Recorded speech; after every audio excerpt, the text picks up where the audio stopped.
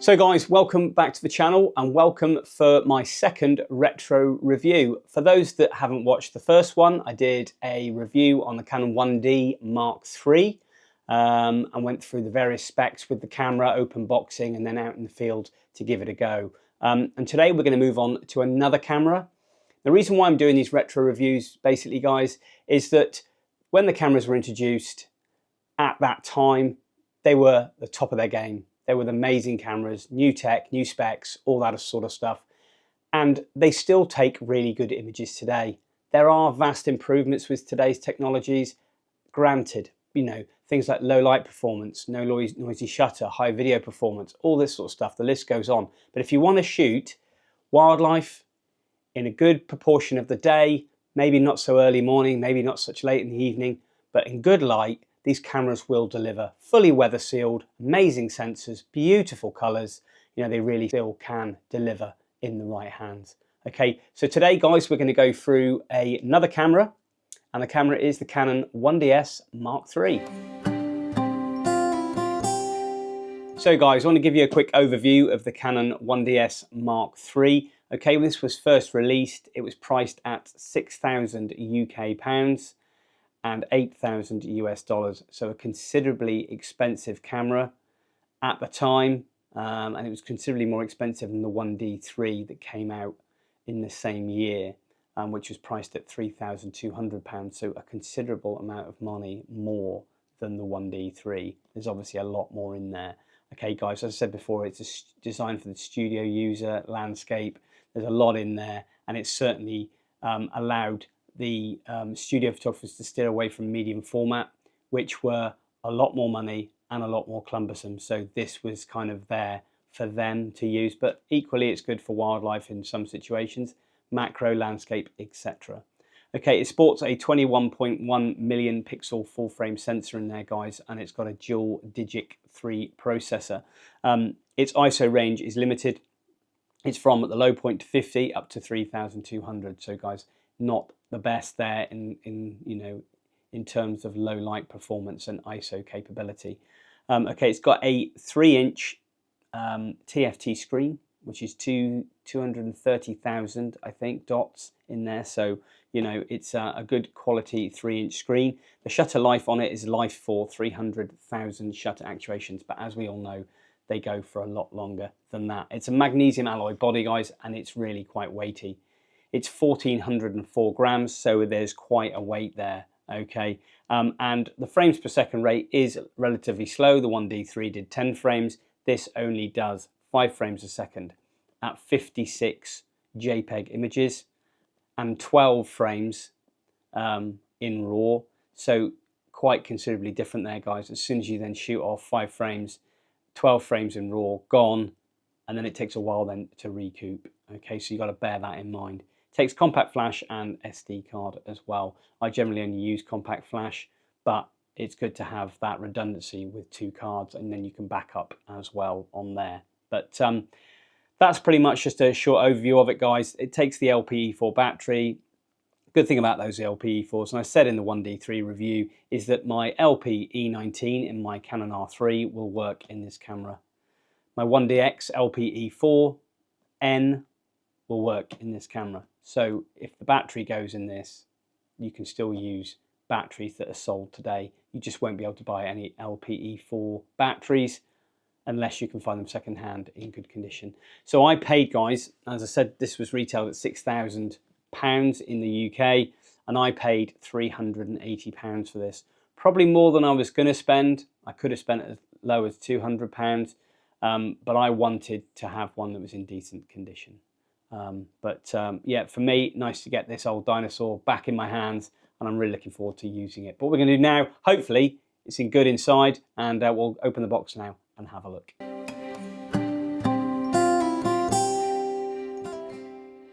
So it's a good start, guys. We've got a half-decent box, which is really good.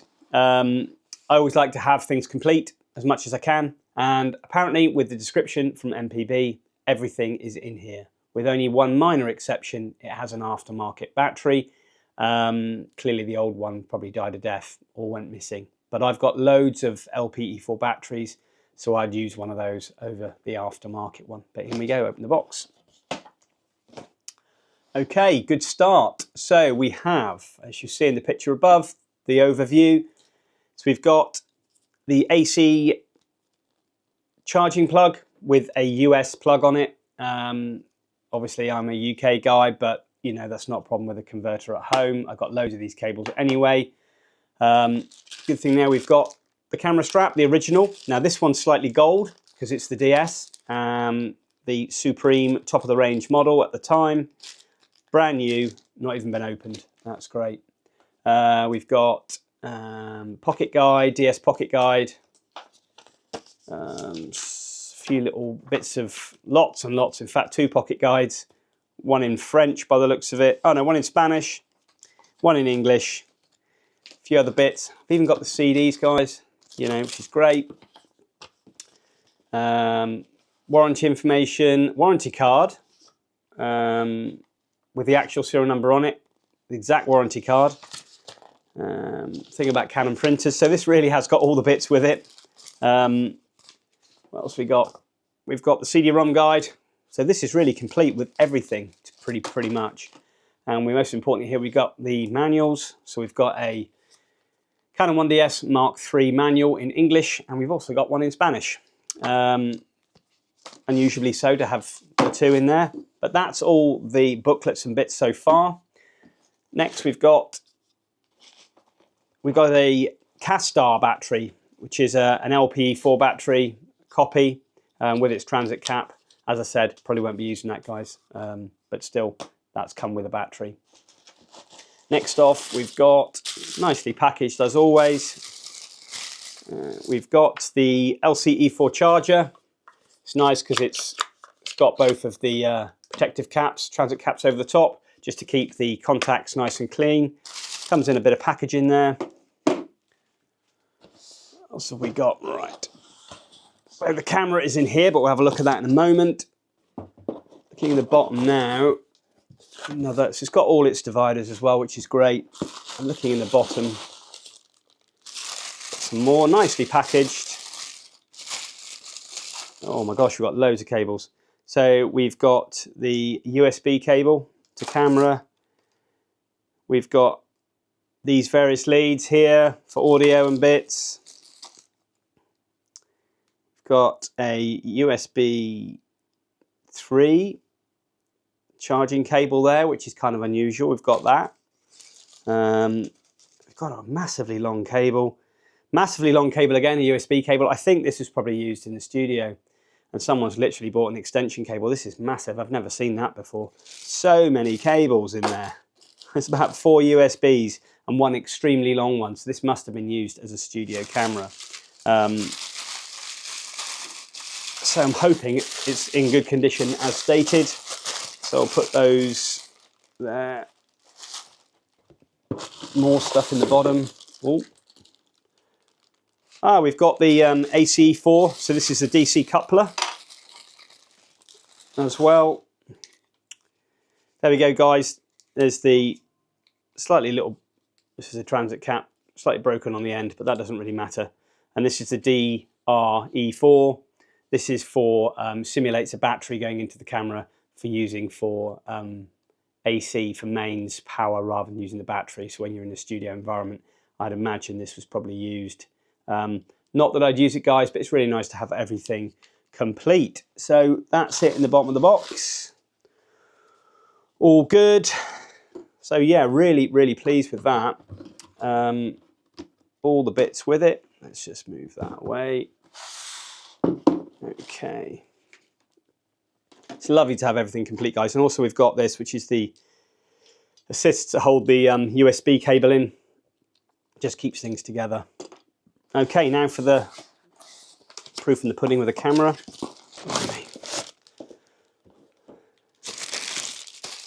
Okay, nicely wrapped up. Not in the original bubble wrap, but that's fine. Got plenty of that stuff. Ditch that down there. And wow. Okay. So here we have the 1DS Mark III. Looking over the camera. Screens are in very good condition. No marks on the screen. Buttons, functionality, the wheels, the top LCD, the back LCD, and you'll see in the pictures above, guys, of the camera what condition it's in. Oh, it's fantastic. Yeah, the rear LCD, so there, and the one at the bottom as well, all good as well. Just have a check the memory. That's good. Yeah, really, really nice condition, guys. Really, really nice condition. Checking on the bottom there where they notoriously wear. I mean, there's some absolutely really faint marks on there, but really nothing at all. I can hardly see. A couple little marks on the base there. It's also got its battery protective cover there, which you don't always get. And it's also got the wheel there that we discussed on the 1D Mark III that's notoriously difficult to get off, but this one's a lot easier. Unscrews that. Yeah, all the pins look functional, which is good. Put that back on. Okay. Just checking for the flash and the remote control ports. Make sure the rubber covers are still intact and not falling off. They're all good to go. There's a light bit of shining to the video out, but actually that's in great condition. USB's in good condition, and the video out there as well is fine. So all in all, guys, you know, really, really good condition there. Checking the eyepiece. It's stiff. Diopter adjuster there. Absolutely fine. These can be replaced anyway. These eyepieces, they generally do rip and stuff. But having a look at it there, absolutely fantastic. I bought the LPE4 from another camera, which I'll try in here just to make sure we are all good to go. We've got power. We have, yet again, back to all the menus. No touchscreen in sight. It's all very basic, and all very basic on the back. Even the writing's kind of quite thin and skinny looking. It's all, the menus aren't as good as certainly in the modern cameras. But all in all, guys, you know, the functionality of the wheels scrolling through, everything else. No card in there at the moment, but the condition, hot shoe, buttons, no scratches, dents, marks, all looks really, really good. A little bit of shining around the grip, I guess, but you're going to get that for a camera that's this old, you know, 2007. Just have a quick look inside at the mirror. Mirror and AF screen. Tiny bit of dust on the mirror there, but that doesn't make any difference. I'll blow that out. Not too much scoring and marking around there. You want to stick away from any that show brass coming through on there. That's really heavy wear as they're grinding the lens on and they're not connecting it properly and they're scrabbling around the top. You know, you want to get one that's not been too heavily damaged. But yeah, no, that's really, really good condition. An absolute beautiful camera, really. So yeah, really, really pleased there, guys. MPB have done well. And the good thing about MPB as well is that you can see, so the equipment you get is what you see on the screen. So the pictures you see are the pictures you're going to get of that camera. So you can zoom in, you can scroll in, you can look at every part of that camera with the 4 or so pictures they use just to check over the condition. And if you look at the condition there and it's not as described, then you can come back to them. If you see the link above, guys, as well, I did a video on what to look for when buying used cameras from various companies. Really good tips in there, guys, as well, what to look for when you're buying a second-hand camera. But that's pretty much it, guys. Everything's there. The box, the manuals, the leads, the charger, everything is there with some additional little bits.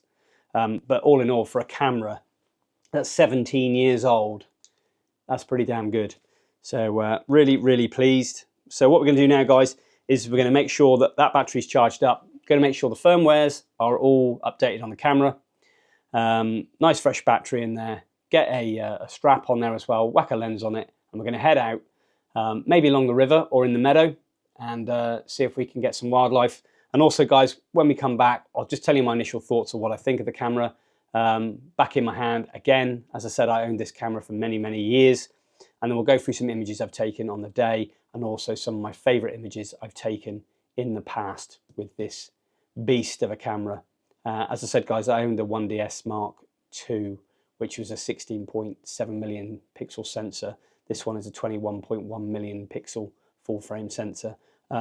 this camera was an absolute beauty, and the images are amazing. The color depth on them is beautiful. So enough said there, guys. Going to get that charged up, get a lens on it, and we're going to head out and give it a go.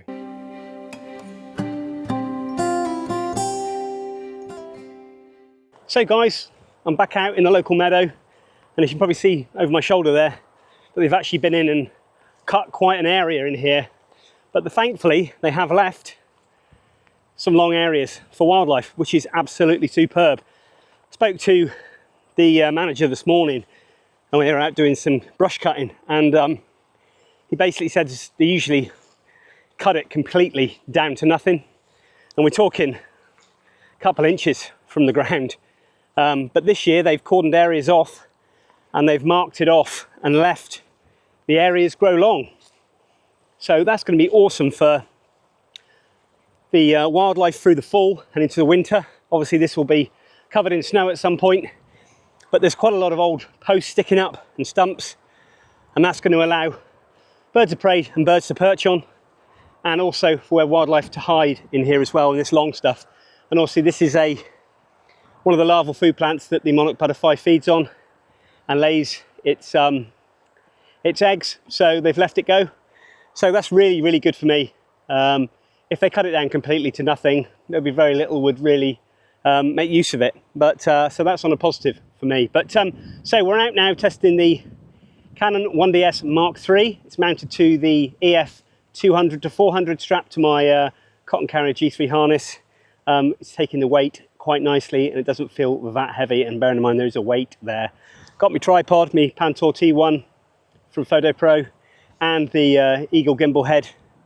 So I'm going to set up, see if we can get some shots of some wildlife in the meadow here. Lots of sparrows, a few birds of prey moving through, and maybe a mammal or two, who knows.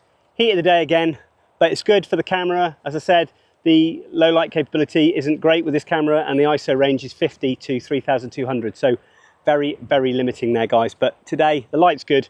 Just going to head out and see how we get on.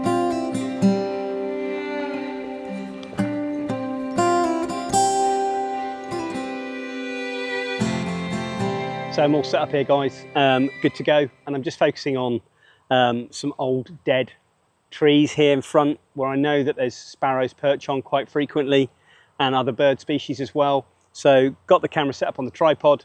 It is obviously quite a weight, guys, as I said, 1404 grams, so quite the weight there. So hand holding this for long periods of time is really tricky, so one thing you've got to bear in mind there.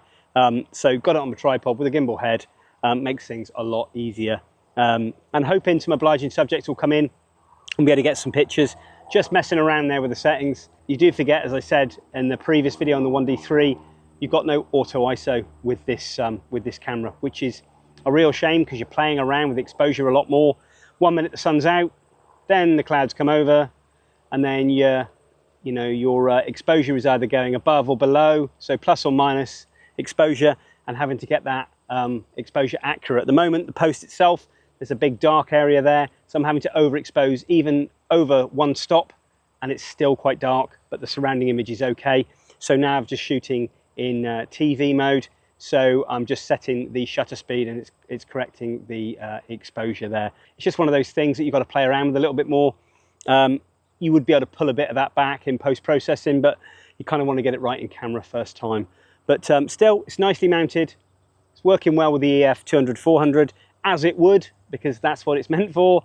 But it's lovely to get it back in the hand. But I do miss that auto ISO function. But it's a beautiful camera, and hopefully the proof will be in the pudding when we pull out a few images using that 21.1 million pixel sensor full frame with good light at the moment.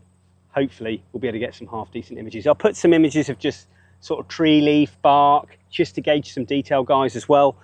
Give you a bit of a good idea on the power of this camera with its awesome CMOS sensor. So guys, subjects are a little bit thin on the ground at the moment. There's not an awful lot happening.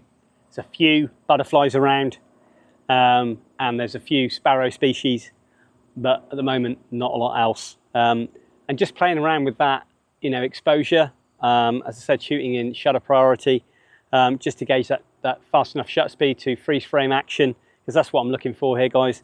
Get a nice sharp shot, and when that clouds go in and when the sun comes out, you have to play around with it, wheeling it all the time, just messing around to get that exposure right. 1 minute you're blowing it, next minute you're underexposed, and then you're hitting dark areas on a log and it says perfect exposure, then you put in exposure compensation. It's a lot more difficult really than ordinarily you would shoot, because you get spoilt these days, but it is quite nice going back, being a bit old school, and going back how to use either in fully manual or TV or AV mode.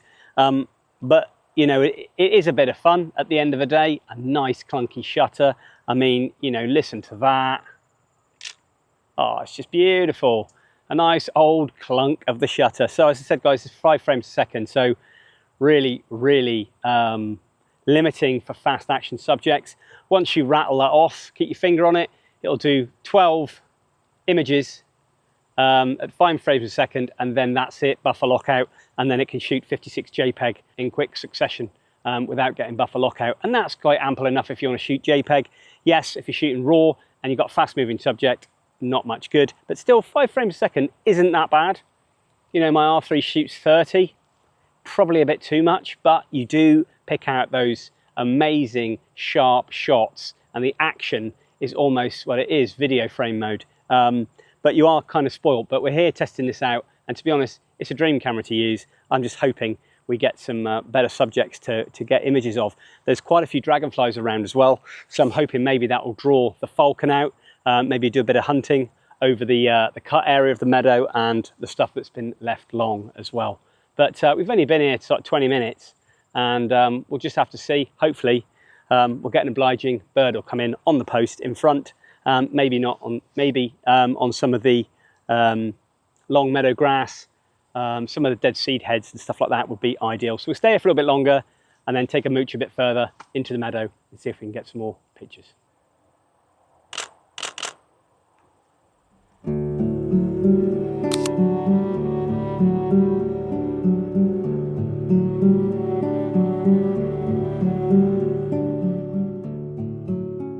I'll tell you what I do like about this camera, guys, is the focus system. It's really, really accurate. I've got it set to single point at the moment, and it really does pick out focus really well, even with a branch, an upright branch there, and there's foliage in front blowing around, and it's just locking in on the main branch. So it, you know, the focus system is really, really good, really, really, you know, snappy. Can't really grumble with that at all. Haven't obviously tried it fast moving subjects because I haven't got a subject to take a picture of.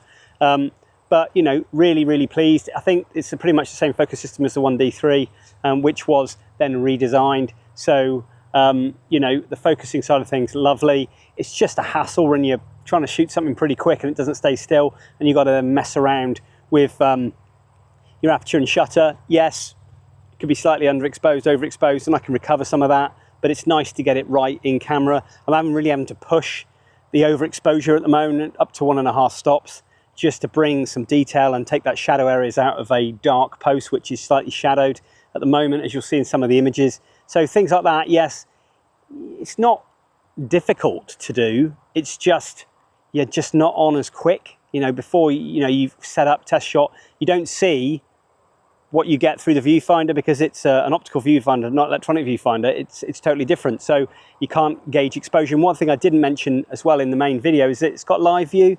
Not that I'm going to be shooting live view today, but the 1D3 and the 1DS Mark III were the first ones to have live view. A really, really good function to have, guys. Something that I don't generally use, to be honest, at all. But it's there if you want to do a bit of landscape, bit of macro and stuff like that. It's really handy to have. And with macro and things, you can go manual focus and all that sort of stuff. It's absolutely fantastic. But something I wouldn't really use, guys, to be perfectly honest. But it was revolutionary when it came out. So it has its limitations, but it is a lot of fun. You know, kind of enjoying it. I'm really looking forward to see what the image is like when I get back. Hopefully, as good as I remember. It just need a few more subjects because it's a little bit limiting at the moment.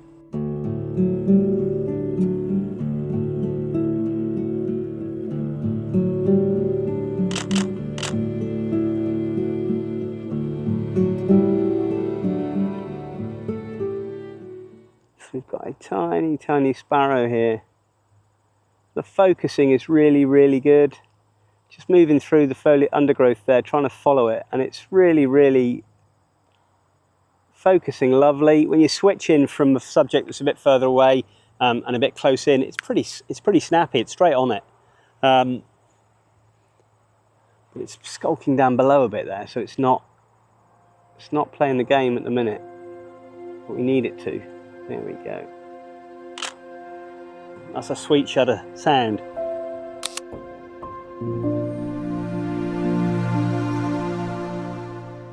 So the light levels at the moment, it's, you know, 1 minute it's really bright, next minute it's really cloudy.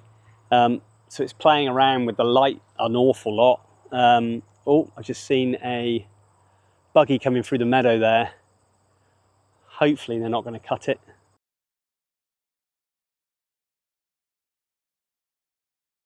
So like the Canon 1D Mark III, guys, this doesn't have any form of video capability at all.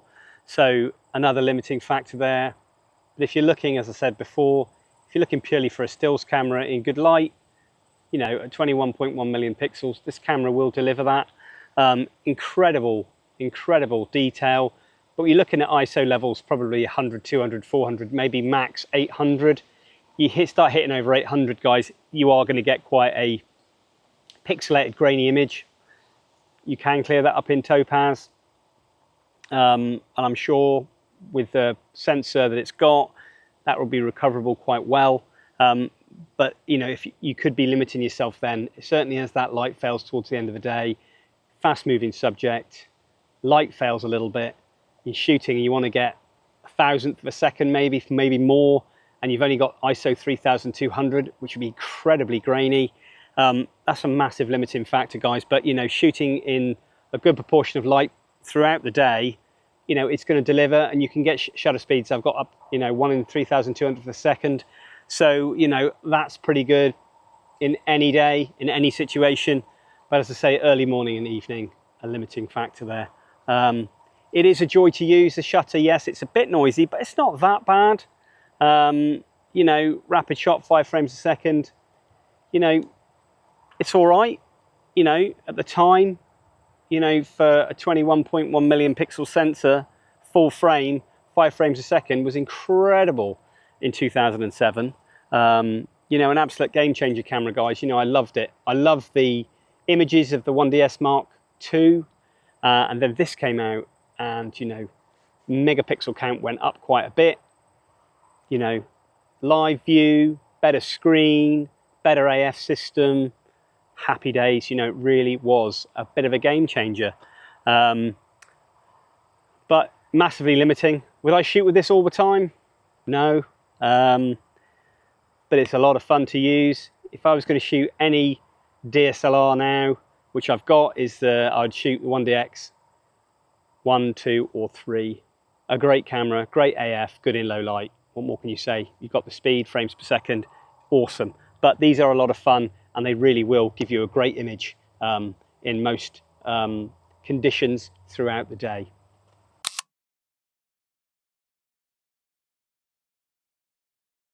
Well, guys, we've just had a huge turkey vulture come right over the top of me, right down in front, got sort of a back end view, and then it banked to the left, managed to get some shots, but to be fair, guys, they weren't very good. Quite blurry on the head, and sadly quite dark.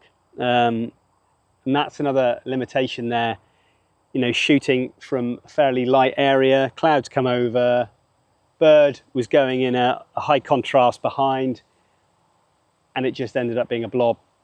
When you're training and panning, you've got to change your settings as you go. I didn't have time. It's just shoot away, and the results were there, you know, not the best. A couple shots, you can see the white underwing. Whether they're in focus or not, I don't know. Obviously looking on the screen, zooming in, it's not the best. I've got the LCD screen set to the brightest setting, and I can hardly see in the back. So it's really quite difficult to gauge if that's any good or not. To be honest, I don't think it's particularly good. You know, if I had time and a bird was on a post, I'd have time then to make sure my settings are correct, check in the back of the viewfinder, make sure that the exposure's right, and make sure that it's sharp. You know, I don't have doubts with the AF system, because the AF system's really good. It was tracking the bird, but sadly, it just looks like a bit of a blob. If I was there now with my mirrorless setup or one of my DXs, I would have been all over it, guys. You know, exposure compensation, really pushing it. You just haven't got time. You haven't got time to react that quick with a camera like this. You know, did it back in the day, yeah, granted, I did it and I still achieved great shots, but you know, it's one of those things that you do miss shots because you're playing around in the settings too much. And that's never ideal, you know, it's just the way it is. We've got a bit of bird activity in here now, a few sparrows, so hopefully we'll be able to get a few static shots.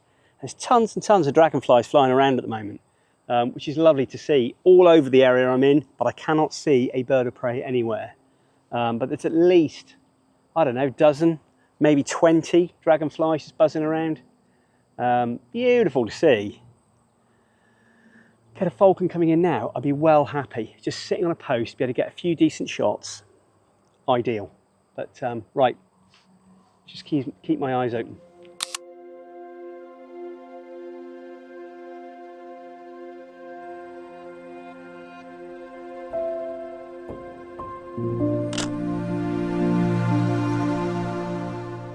So I've just switched to aperture value mode, guys, because it's so much better. With the shutter priority mode, it's just not as good. So just sticking with the aperture priority, I'm wide open as what I can. So obviously when I'm shooting at 560, I'm at 5.6, and when I'm no tele engaged, then I'm shooting at f4, and it's just setting the fastest shutter speed possible, hoping to get that you know, shot fairly sharp and well exposed. You know, it is a bit of a faff, to be fair. You know, I couldn't rely on it as my day-to-day camera, put it that way. But you know, for a lot of fun, it really is. You know, and if I'm shooting sort of fairly slow subjects, macro, landscape, great camera. Dynamic range, probably not the best, but still, you know, shooting at 50 ISO in good conditions, sensor's amazing. You know, and the colours it produces. As I said, guys, I did shoot with this back in the day, and I've got some nice pictures that I took on safari, birds of prey, peregrines, you name it. Hopefully you'll see those at the end of the video. You know, it really does work well when the conditions are right. But there are stacks of limitations there, guys. As soon as we hit the next model up, we get to the auto ISO bit, frames per second increases, a lot more functionality. We get into video, although quite crude video at the time. You know, it really does start to improve and make that sort of experience of using the camera a lot more user-friendly. These aren't really that user-friendly, especially not if you're getting into photography for the first time. But, you know, if I was shooting with this for a week, I'd probably be all over it, you know, I'd be fine. It's just getting used to that memory of having the auto parts of the camera, you know, auto ISO, the AF system, IAF, tracking and all that. You have to do more legwork with these, you know, but it's infinitely more satisfying for me. But I can't shoot with it day to day. I just miss too many shots. So there's your downside. We've got stacks of dragonflies. I can't show you any video on there, guys, but there's absolutely loads of them buzzing around here. And there's some dead trees just up here, which would be ideal for a falcon to land in. And I'm really hoping we might get a visit from one. It's all a bit of a waiting game, guys.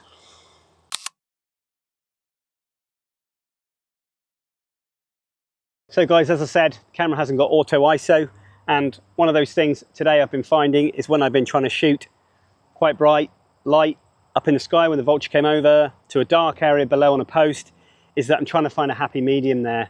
I don't want to be shooting too overexposed in the sky, it gets blown out, looks awful. Same when I'm shooting on a post which is quite dark. The post looks quite dark, even when it says it's a correct exposure, even using spot metering. So what you can do is you can use auto exposure bracketing. So if you've got a bird on a post, you can take a sequence of images, and it can be underexposed, exposed and overexposed, and that will take a series of shots, okay? And it will get the same image at different exposure levels. That's an option, so that's auto exposure bracketing, AEB. Or you can dial in on top of the camera, as you can see in the picture above. You can press that button and then you can dial in negative or positive exposure, so under and overexposed. So at the moment I've found a happy medium, so I'm shooting in the sky and I'm shooting one stop over, and when I'm shooting on the post, so one stop over is actually really, really nice too. So there is a happy medium there, guys. You can use that. In most situations it seems to be working, and if it's slightly out when I'm shooting a bright lit subject to a darker subject, then you can always correct that in post if needed. but it's good to get it right in camera. So testing on the post here, you'll see two pictures now coming on. One is shot at perfect exposure, and as you'll see, it's dark, no detail in the post.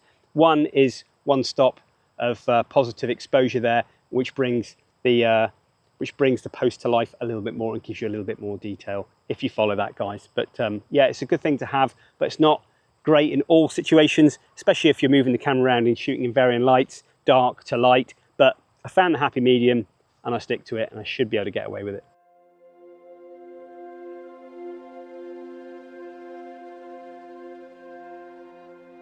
So guys, I said to you about the memory cards inside the camera, that I wasn't sure if they shoot UDMA7. They actually do, so I've just switched that off.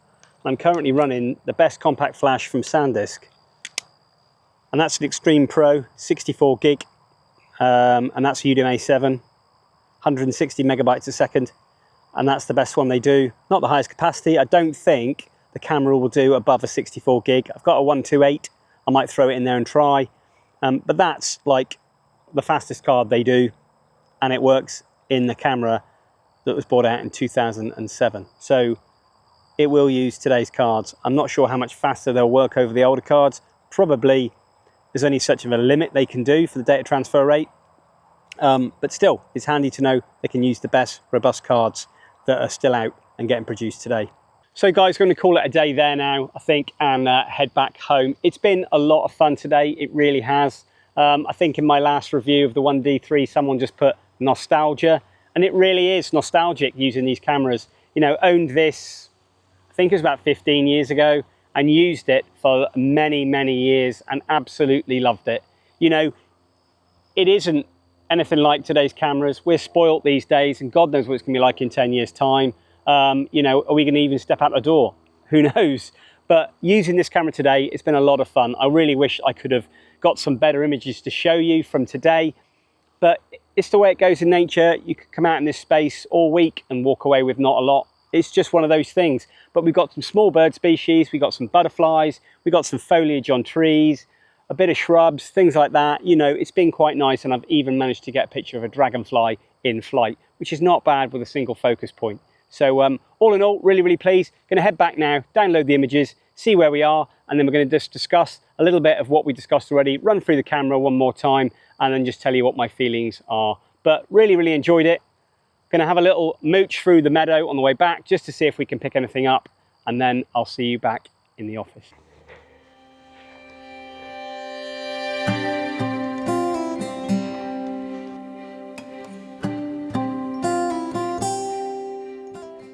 So guys, I hope you enjoyed that trip out to the meadow. It wasn't fully packed of wildlife, sadly, but that's often, as I said, the way it goes. I have been out since, and I have been out with the camera, with the 500 lens, and I did take some more images early morning when there was a bit more activity. So you'll also get to see those images as well before I put on some images that I've taken with this camera about sort of 14 to 15 years ago. Safari, etc. You'll see those at the end of the video. So guys, there's an awful lot on offer inside this camera. The 21.1 million pixel full frame sensor, you know, the ISO range is limited to 50 to 3200. Shooting the upper range, obviously, it's quite degraded, especially early hours of the morning and late in the evening. There are limitations there, guys. No video, 5 frames a second, buffer lockout. You know, the screen quality is not so good. You know, there is lots and lots of negative points for the camera, especially in today's market. But if you want a camera that's going to go through all harsh conditions, salt, sand, snow, anything like that, this camera is so well weather sealed, robust, it will just go on and on for years. So, you know, if you're looking for a second-hand camera and you want a full frame sensor, lots of detail there, in generally good light, then, you know, look no further than the 1DS Mark III. It's a superb camera, and I had it for years, and I will keep this camera and I will use it time and time again, and I absolutely enjoyed seeing those files when I downloaded them on the computer. But it's been great, you know. As I said, as well goes the battery. You know, you can get the LPE4 second-hand online. If not, you can use the LPE19s, which are in the R1, R3, etc., and they'll fit straight in there, no problem. Takes the cards as well, up to 64 gigabyte UDMA 7, as I said, so nice fast cards. you know, find us a good second-hand one, guys. You won't go far wrong with that. But no, it's been fantastic. Thanks very much indeed for following along with this second retro review. But if you've got anything for me, guys, please leave it in the vlog description. Click that all-important like button if you could. And if you don't subscribe to the channel and you fancy giving the channel a go, please click that all-important subscribe button. Click that like button if you could. And leave us a comment in the vlog section below or anywhere else on social media. Send me a message. Happy to answer it for you. As I said, guys, it doesn't cost you anything to click that subscribe button. It's free and it really helps me out loads. But coming soon, guys, a new model, slightly newer, with a lot more features. And we're moving into the realms of video next time around. So we'll be exploring the early stages of video in these Canon cameras. But I thoroughly enjoyed it, guys. Had lots and lots of fun, as always. And it's great to be shooting with this awesome camera. But from me, thanks for watching, and I'll see you all next time.